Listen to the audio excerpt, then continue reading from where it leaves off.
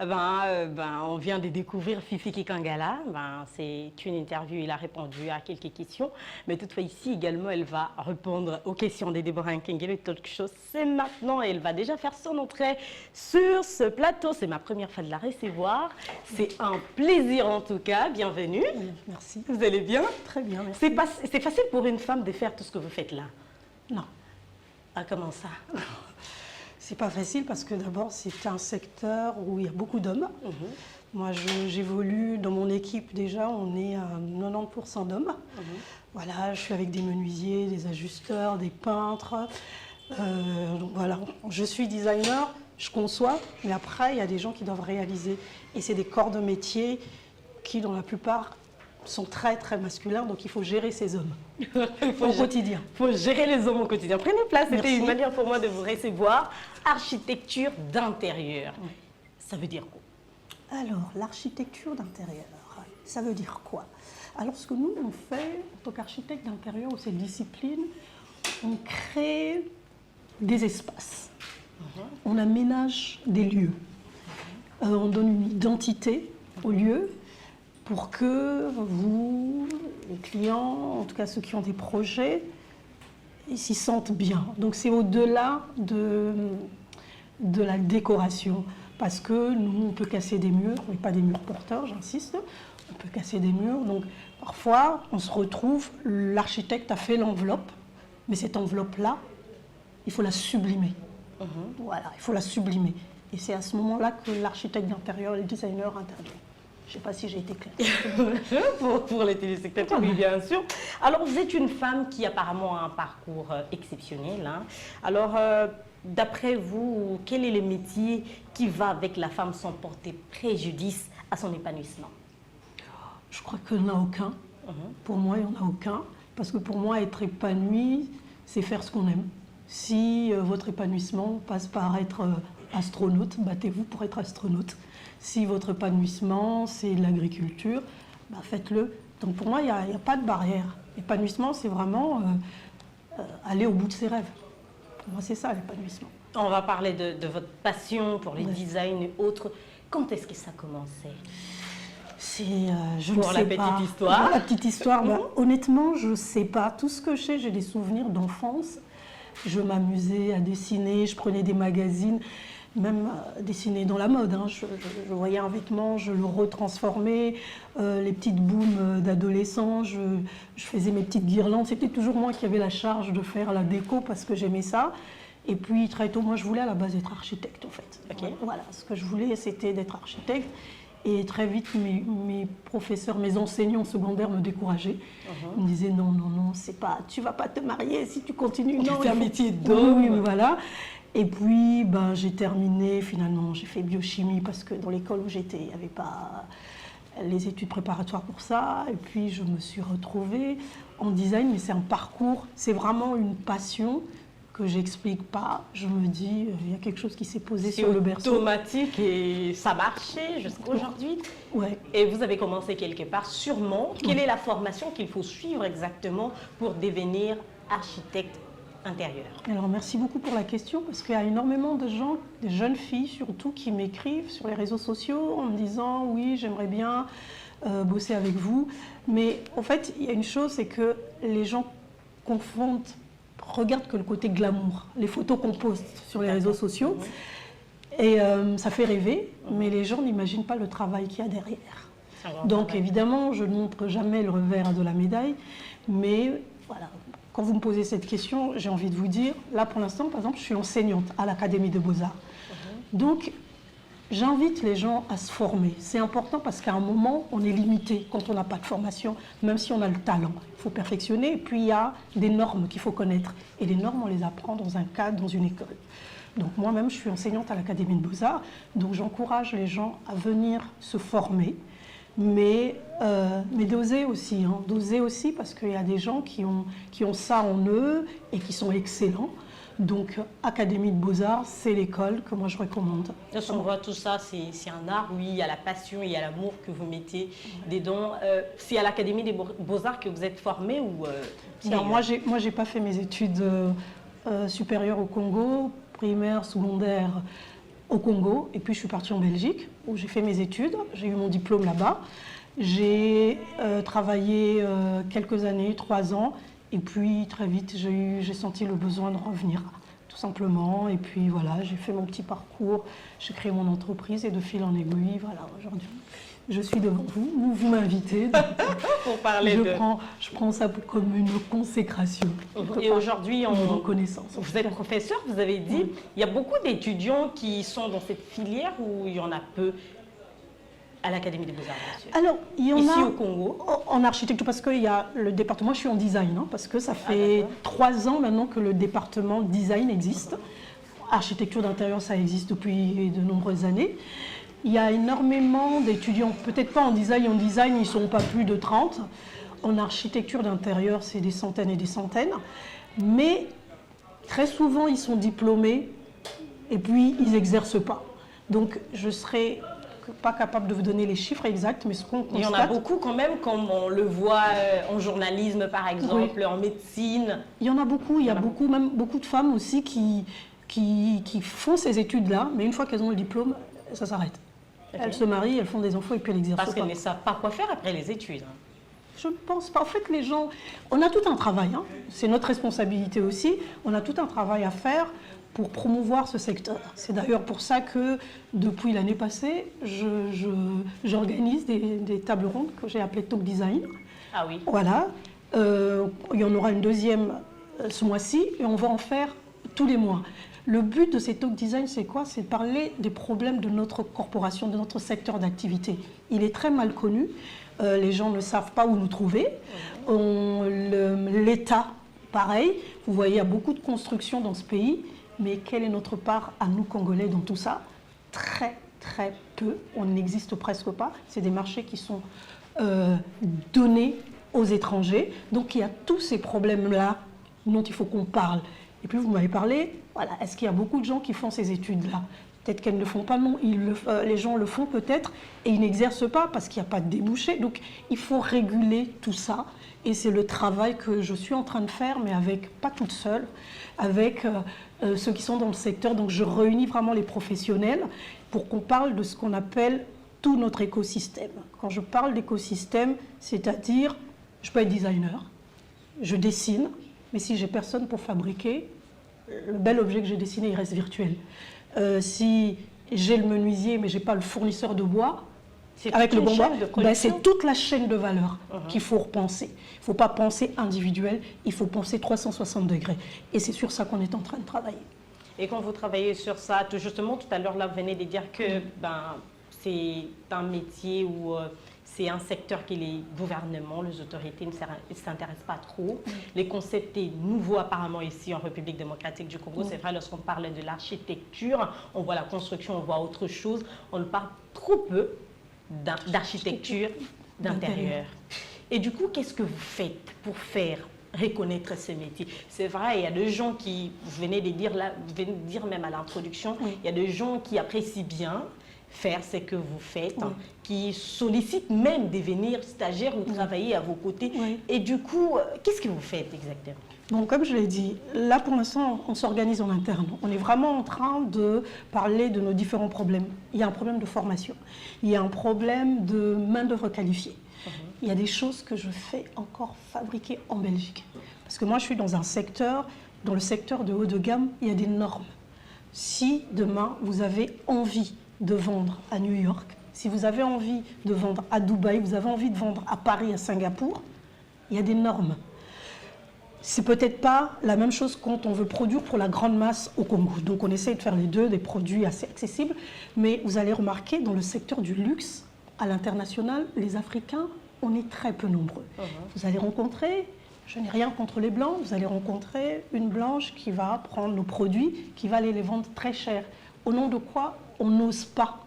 Vous allez voir les Congolais, on est en Louis Vuitton, voilà, on est en Gucci, mais ça c'est le secteur du luxe, vous voyez? Donc il est temps qu'on se rende compte qu'il y a des savoir-faire ancestraux qu'on peut sublimer, qu'on peut vendre, mais voilà, problème de main-d'œuvre qualifiée. Je vais vous donner un exemple. Je fais cette table. Alors, vous allez faire la table, très souvent, le menuisier congolais va négliger le dessous de la table. Madame, et au monde, on a un côté. Et bon, maman, voilà. Vous voyez, c'est pas normal. Voilà, il y a des petites négligences, donc il y a ces normes-là, mais on le voit, la ville n'est pas très propre. Donc on vit dans un environnement qui est assez chaotique. Donc il y a de l'incidence. Inconsciemment, quand vous venez me voir, vous me dites, moi je voudrais faire un plateau télé qui dégage ceci. Rien que les mots que vous allez... D'accord. Rien que les mots que vous allez me donner vont me permettre d'entrer dans votre tête et de vous proposer un univers. Mais tout ça, c'est les voyages, c'est ce qu'on voit, où l'on vit, tout ce qu'on a vécu. C'est tout ça qui enrichit un travail. Mais quand vous vous rendez compte que ces jeunes qui vivent au Congo, et voilà, on est dans des taudis, la ville est sale et tout ça, mais il y a de l'impact aussi sur leur projet. Donc il y a ce volet-là qu'il faut absolument régler. Donc, je vous ai parlé. Et puis, il y a les finances. On ne fait pas le poids. Il y a des contrats. On vient, on vous dit c'est un contrat de 500 000 $, mais vous devez le préfinancer à 20-30%. Est-ce qu'on fait le poids face aux Libanais, face aux Turcs? Voilà, donc il y a ce problème-là. Il y a des super essences de bois, tout ça, ça doit être bien régulé. Mais parfois, fleuve, et tondi, voilà, on peut pas. Voilà, il y a l'acheminement de toutes ces matières premières. Il y a énormément de matières premières qui viennent de l'étranger, alors que nous avons énormément de ressources ici qui ne sont pas assez exploitées. Et donc voilà, c'est un combat. Nous, pour l'instant, on brosse un peu l'état des lieux, mais il y a tout ça à faire. Fifi Kikangala est créatrice de la marque Omoi en République démocratique du Congo. C'est quoi votre style? Alors moi, je dis toujours, moi je suis métisse dans l'âme, c'est-à-dire que je mixe deux choses. Parce qu'au fait, mon travail me ressemble. La moitié de ma vie, je l'ai passée en Belgique, l'autre partie au Congo. Donc forcément, je vous parlais tout à l'heure de l'influence de ce qu'on vit, de ce qu'on voit, de ce qu'on respire, de ce qu'on sent. Donc mon travail est exactement ça. Vraiment un mix de ma culture et de tout ce que j'ai vu à travers le monde. J'essaie de sublimer notre culture à nous, de rendre ça très moderne, parce que moi je prends du tradi, mais je travaille ça avec des matériaux très contemporains, design, pour faire des choses qui peuvent s'intégrer dans n'importe quel intérieur. Et pourquoi ne pas rester seulement dans la culture africaine ou congolaise, au lieu de faire ces mixages? Mais parce qu'aujourd'hui, les frontières, ça n'existe plus. Regarde, non, mais c'est vrai, mais c'est fini, ça n'existe plus. Aujourd'hui, avec Internet, vous avez des potes au Japon, vous faites du business avec quelqu'un qui est en Russie. Et surtout qu'on vend aussi en ligne. On vend en ligne, c'est fini, il faut oublier tout ça.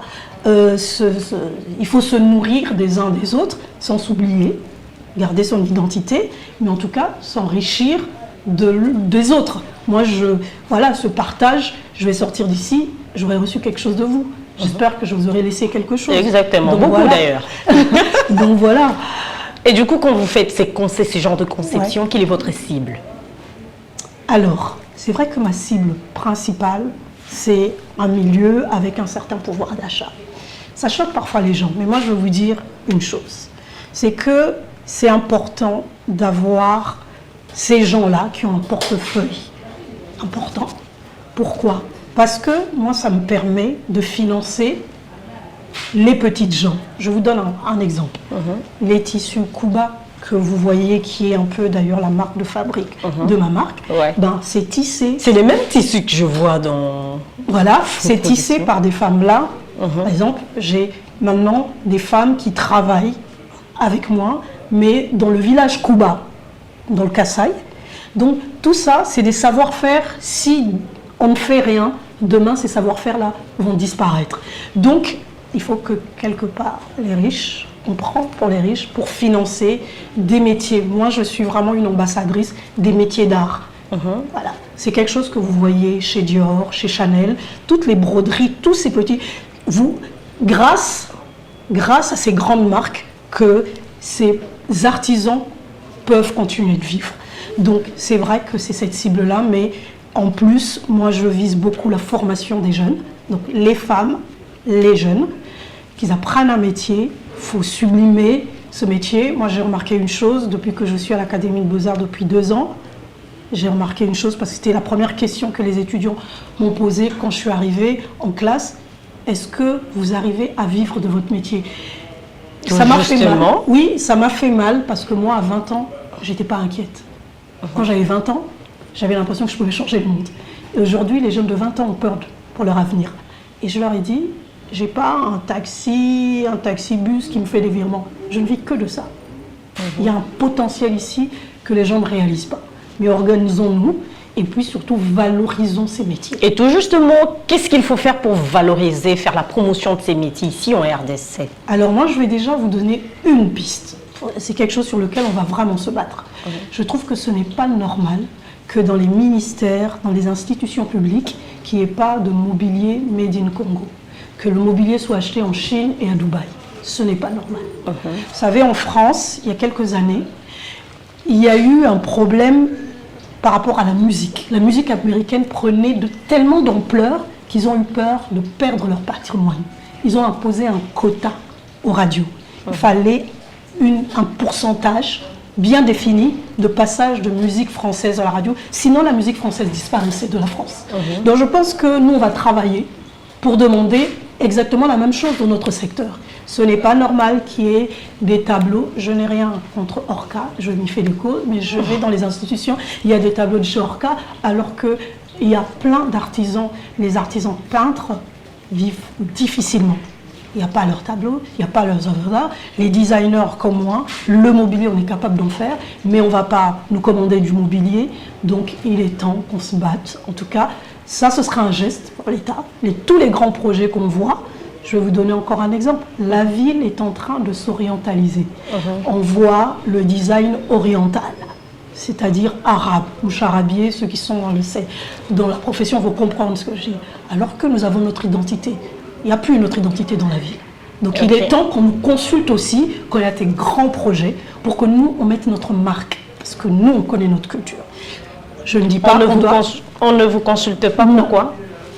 Ça, c'est la question. C'est une question d'organisation de votre part ou on se dit soit vous n'êtes pas à la hauteur? Non, je pense pas qu'on n'est pas à la hauteur. On nous a pas, en tout cas, confiez-nous.